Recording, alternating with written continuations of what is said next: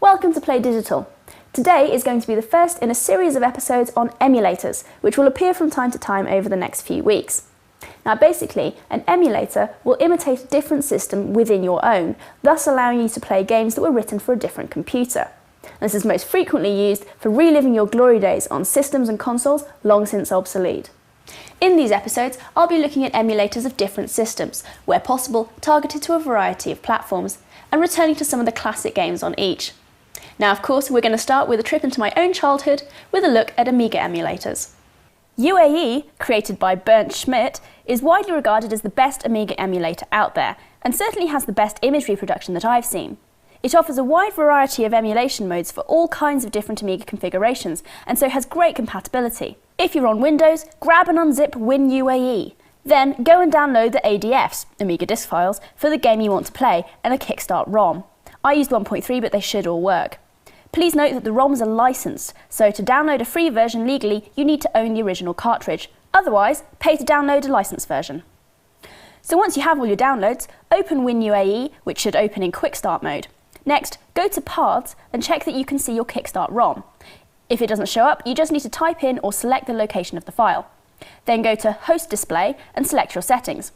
I put it in Windows Native mode and left everything else to default settings. If you have a joystick or pad you want to use, then enter that in Game and I/O ports, otherwise leave it to the default for mouse and keyboard. Now you're ready to go. Flick back to Quick Start mode, select your disk images and hit Start.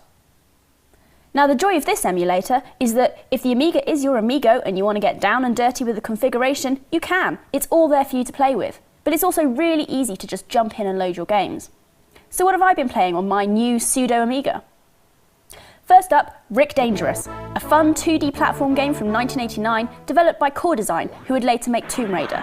You play a sort of Indiana Jones character, making his way through 4 levels of puzzles and traps, killing enemies and collecting artifacts. The plot is based heavily on Raiders of the Lost Ark, and the levels include an Amazon level and a Nazi one. The gameplay is fairly basic, with most of the puzzles based on simple patterns of enemy movement, but it has great character, visuals and music, and was one of my most played games ever as a kid. Another old favourite is the Chaos Engine by the Bitmap Brothers from 1993. This steampunk run-and-gun co-op game was pretty revolutionary at the time, with its 3DS graphics, and I remember some pretty tense balls-to-the-wall action, which inevitably led to my sister and I screaming at each other in excitement and panic.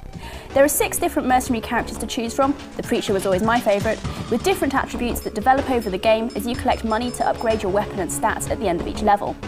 This is brilliantly designed, both in terms of setting and compelling gameplay, although it was quite a long game for a couple of little girls, and I think my mum might have been the only one of us to actually complete the thing. So there you have it, chaps. Pack up your PS3s and throw out your 360s. What more gaming could you possibly need? I hope you've enjoyed this blast from the past.